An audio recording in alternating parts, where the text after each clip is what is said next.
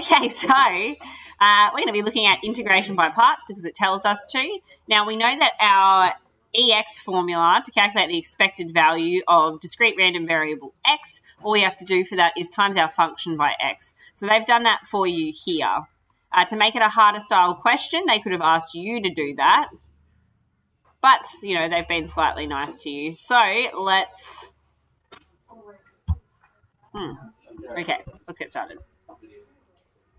So, integration by parts. The first thing I'm going to do is I'm going to state the formula. Fx g dash x dx is equal to fx gx minus the integral of f dash x gx dx. Okay, so I'm going to look at these parts. Now, this section here, remember that delta symbol is with this function. That will have an effect later on. So we're going to be figuring out which one's going to be fx and which one's going to be gx by assigning it to our acronym. Now, I remember it as ILATE, but it's spelt wrong, so LIATE. So this is an exponential function, so it's going to be last, meaning that this represents g dash x. Okay, so now I can state my functions. Fx is equal to x, f dash x is equal to 1, which means that g dash x is equal to delta e minus delta x, and then gx is going to be the integral of delta e minus x, like that, with respect to x. Okay, so all I'm going to do now is I'm going to figure this part out before I get started on the next part. So when I integrate this, this will come underneath and divide, so it'll become minus e minus delta x. Okay, plus e. Okay, so now I'm going to chuck all of this into the formula, but I don't need to chuck in the plus c because that will just go on the end over here.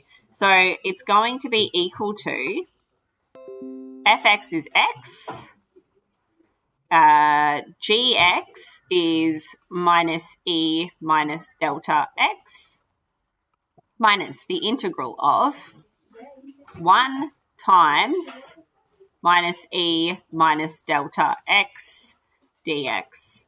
Okay, so if I simplify the front here, I'll end up with minus xe minus delta x. And when I integrate this back section here, this delta will come down and divide, so then the negatives will cancel out. So minus, we'll do all the working, over minus that. So those negatives will cancel out.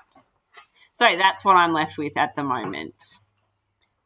Plus a constant, but when I substitute in, that will go away. Okay, so now I'm going to do this whole thing, and I'm going to substitute my values in of 0 and infinity. Now, because we're substituting infinity in, that means we're going to be testing the limits of these functions. Now, it's important to remember that the limit is what it's approaching, not what it is. And you can't just assume that infinity is going to make everything turn into 0, okay? Because it's about what happens to the function as you get a really, really big number. Where is that function going to go? So I'm going to substitute infinity into this first, minus infinity e minus delta infinity, minus e minus delta infinity over delta bracket bracket minus. Now I can substitute 0 in. So when I substitute 0 into that first part, it's going to be timesing everything by 0. So even though e to the power of 0 will make it 1, timesing it by 0 will make it 0. Minus e minus delta 0. That next section, though, this top part will cancel out to be 1. We've already discussed that that will become 0. So in this second bracket, I'm left with negative 1 over delta. That's still being subtracted. In this first section, we're going to talk about what happens. Now, I can think about it like this, or I could think about it as being, because this is a negative power, it means I can represent it on the denominator as a positive. So if this becomes a really big number here, then it's approaching 0.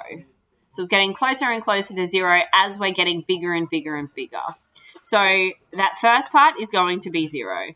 Now the next part as well, I can represent that like minus 1 over delta times e to the power of delta infinity. Again, as this becomes really, really big, this is approaching 0 because it's on the denominator. Okay, so that's also going to be 0, which is why I'm left with just this n section, so the negative and the negative will become a positive, and it becomes 1 over delta.